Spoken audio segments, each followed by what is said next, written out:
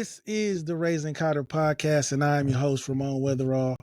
And this podcast, we're talking about fathers, dads. What kind of parent are you going to be when it comes down to your son or daughter playing sports?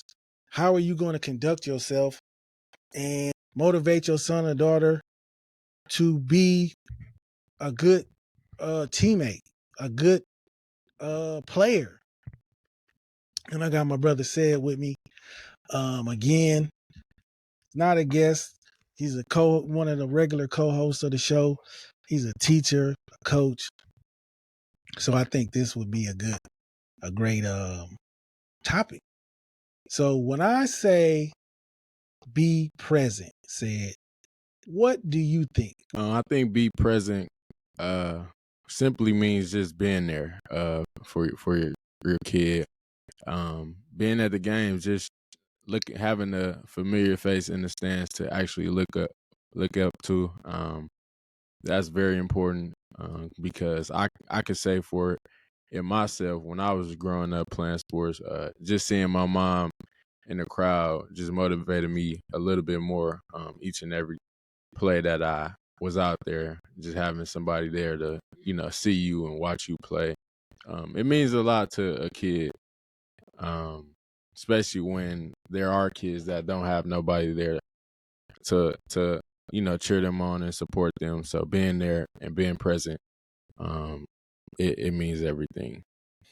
I agree. Being present as a dad means being at the game, not on your phone, not scoping out the other mothers. You know what I mean? And not being a distraction, being disrespectful to the refs, locking in on your son's team and being positive and just making the experience a good experience for them. Because if you're doing some of those things that I was saying, it's not gonna be a good experience for your son or daughter. They're like, I don't want to play you, Karter. You embarrassing me, or you're not making it fun. You're too hard on me. So I think being present is being at the game, phone turned off, supporting your son or daughter the most you can. So number 2, the second thing is encouraging effort over winning. When you hear that, what do you think? As a coach myself, I kind of push my players to strive for each and every play. So no matter what, give it your all. Nobody's perfect. So at the end of the day, we all go turn the ball over or do something crazy, miss a shot. It is what it is. Life goes on. But at the end of the day, like, just continuous encouragement pushes the players to be better. Pushes them to continuously want to play, no matter what level. Having that encouragement and just telling them, because pushing effort instead of winning is something you can lose in the long run of life. Because me as a competitor, I am that's my mindset. I don't like to lose. I am competitive, but at the end of the day, having that effort and putting your effort into whatever you got going on is like a life lesson that you can use in anything besides sports. So Exactly. Hey, I agree. You're talking about children. You're talking about even teenagers. You got your whole life in front of you, and you're not gonna win every day. You got to learn how to bounce back and come back after a loss. You could get all the way to the championship and lose. Is it over? When you do win, celebrate it. Be thankful for it. The only thing you can control is how hard you work. If you keep working hard, you got a better chance of having those wins. Nobody wins all the time. People talk about Michael Jordan being the best player of all time. He didn't win every year he was in the league. You know what I mean? He won 6 times, but he played for what? He had some rough years in the beginning. He didn't quit though. Encourage their effort over winning. That's going to help them in the long run. The third one is important.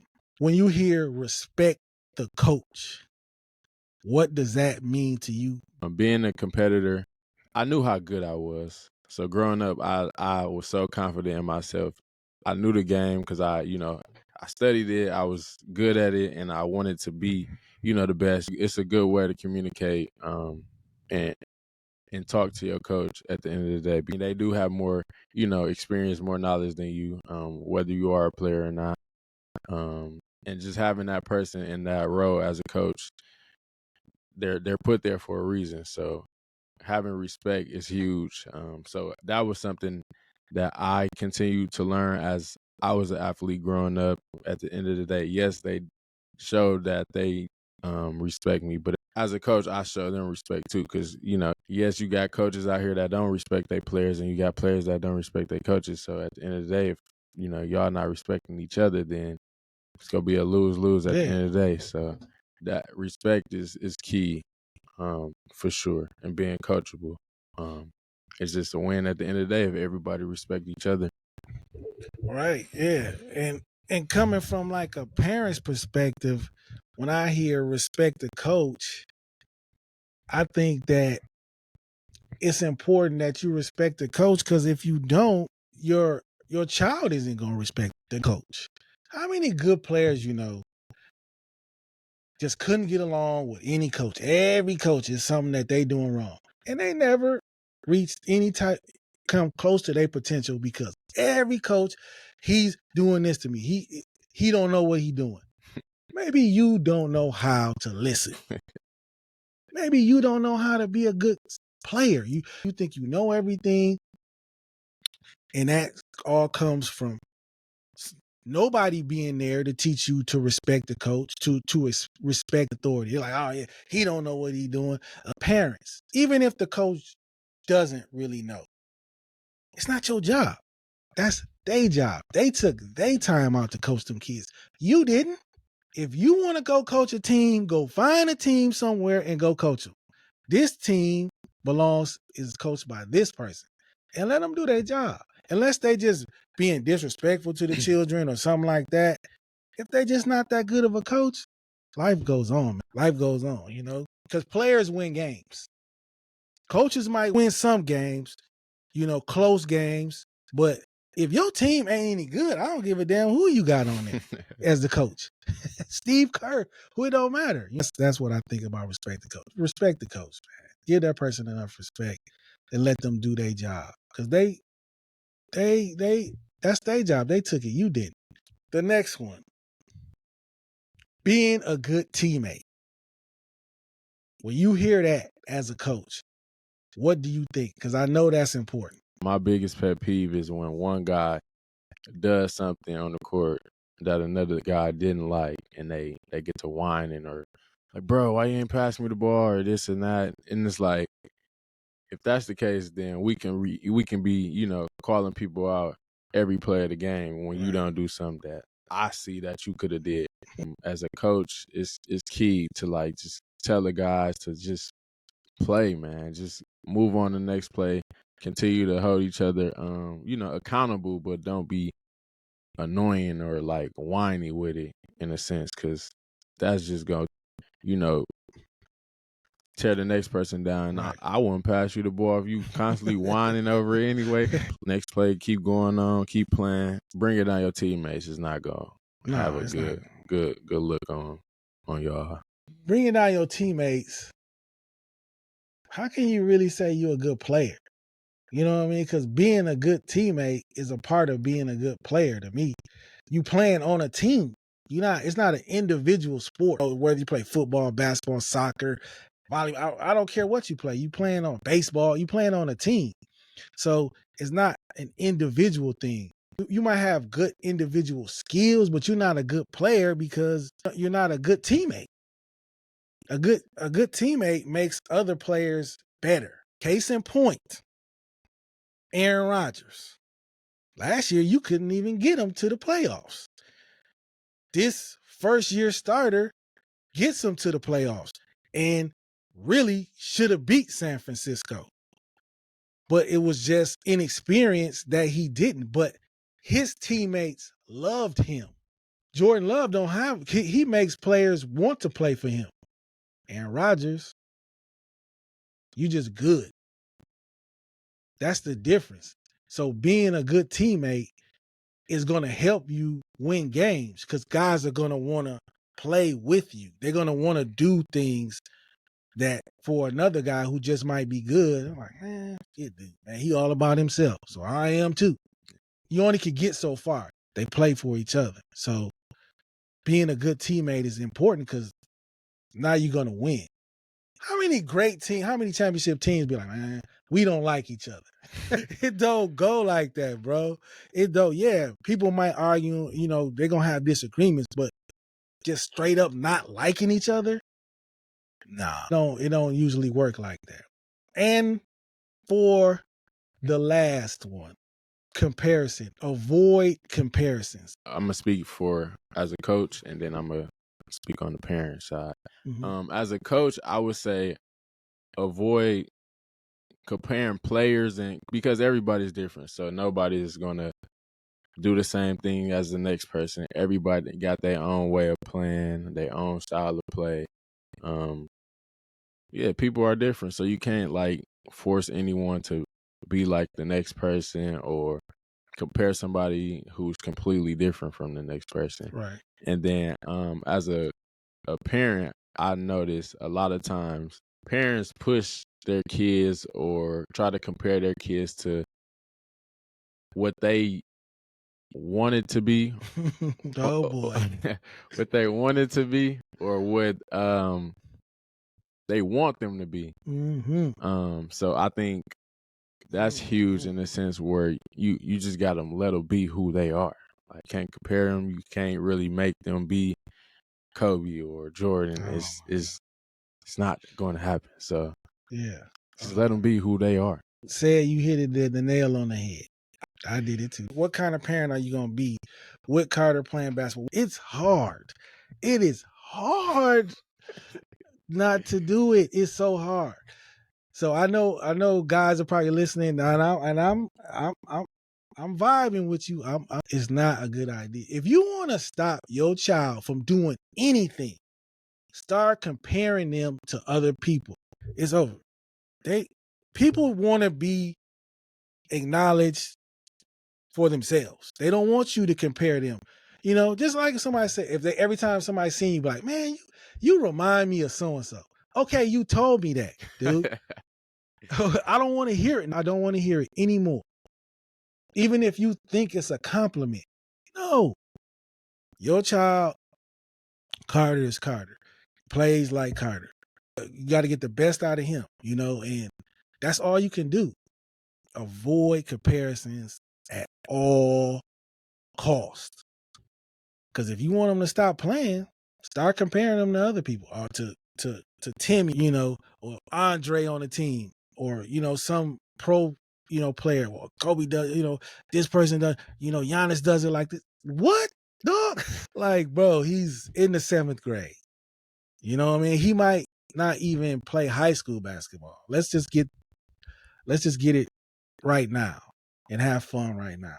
Any things you want to add to just the whole topic of parents being, things parents shouldn't do as things that you see that parents, just no-nos, like, man, please.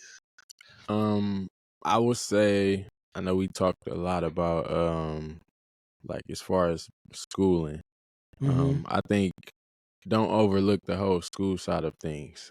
That's like the most important at the end of the day, because like I said before, all the sports stuff can come to an end in a snap with an injury or just simply them not, pursuing this as a career or going on to hoop in high school and college and blah, blah, blah. As a parent, you got to, make sure the educational part is there first. Make sure their heads in the books, make sure they're good people as well. Like, at the end of the day, they adding value to the world, because at the end of the day, if they just kids that's terrible, that, the bad attitudes, they not on their business, and then at the end of the day, they don't hoop. Who are they really? That's a good point. What do you think about that? When I hear the words listen and empathize, you're not on the team, okay? They are. So listen and empathize. It might be things going on in the team or with the coach. They might want to play more or play better. Listen to them and what they've got to say about what's going on, how they feel about playing, how they feel about other teammates. Listen, because a lot of times we just see what we see, and like said, we want what we want. I didn't make it as a player, but I want you to make it. You need to become a better shooter. You ain't empathizing. Do you honestly think if you're not listening or caring about what they're going through, that they're gonna want to play this sport? They're gonna quit. So listen to them, because that sport might not be their sport. They might be like, I really want to play football, but you making them play basketball. Or they might want to play soccer. You don't know. If you don't listen and you just want them to play the sport that you play, all hell gonna break loose. Yeah, I think that's huge. I can speak on like a real life example. So I played football growing up, and then I started playing basketball as well. My little brother ended up growing up playing soccer. So right away, I'm like, Mom, why he playing soccer, man? Nobody play soccer. We wanted to play, and not like going to his games and seeing him actually play. He nice, like this is something he really wants to do. So I'm kind of glad my mom listened to him and didn't force him to be like his older brother or force him to be what she wanted him to be. You know what I mean? She Right. actually listened to what he wanted to do. Now he's playing the sport he wants to play at a real good school. So that's huge. And I think the phrase being a student to the game can go to the parents as well, not just players, because parents don't always know what they're talking about. It's okay to listen to your kids. Right. Like you said, you not on the team, you on the outside looking in, so you don't really know. Or you in the bleachers looking at the floor. Being on the court and being in the bleachers is two different views of the game. So just being a student of the game and actually, having that ear open to listen to what the coach got to say, your kid has to say. It'll help everything in the long run as well. Exactly. And just one more thing to add to that, you're in the bleachers, listen and empathize, because you might be getting on your son or about him not playing good defense or him getting beat by this man. That person he getting beat by might be really damn good. They might be running really good plays, setting good screens for him, blocking for him. You're not out there, so listen and empathize. Just don't, you playing terrible. Man, bro, you're not out there. You don't know. You're not on the team. You're not on the floor. And you should be your son or daughter's biggest fan, not their biggest hater. Right. Be their biggest fan, not their biggest hater or critic. I heard like John Morant, his dad was like he was like his biggest, like a huge critic. But that don't work on everybody. That didn't really even work on him. He admitted that he had to change his style with his own son because it didn't work on him. So listen and empathize will teach you the style, how you can get through to your son or daughter the best if you listen to them and you know them. So that was this episode of the Raising Karter podcast. I am your host, Ramon Weatherall Sr. Got my man right here, Sid. Yes, sir. Any last words you want to say to the people? At the end of the day, man, I think a lot of times, all of the episodes that we're gonna, continue going out, talking about different topics, is pretty much to just bring out our viewpoints of how we think, things should be throughout, and also we're just here to add value to the world. Yes, sir. So, I think that's huge. Continuously, coming on here and speaking to the people is a blessing, man.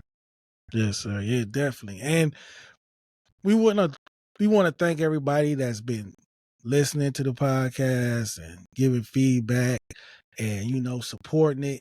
And like I say, this podcast is it's for men, it's for young men, it's, for fathers with sons. Yes, it is pro man, but that doesn't mean we're against women. Right. So don't turn yourself into a victim and think that we're against women. It's just that somebody's got to talk to it's a void in this space, for a place where men can go to get encouraged about being a man, learning things that they might not know, or hearing things, that's important to them. Is there something wrong with that? We really don't care. So that's what this podcast is all about. And that's the audience we're, gearing to. And if you're not a part of that audience, that's fine. Tell somebody about the podcast. Listen to it. It streams everywhere. It's YouTube. Check out the videos, shorts, whatever. And just hey, keep supporting. We appreciate your support. And we out of here. Yeah. Peace.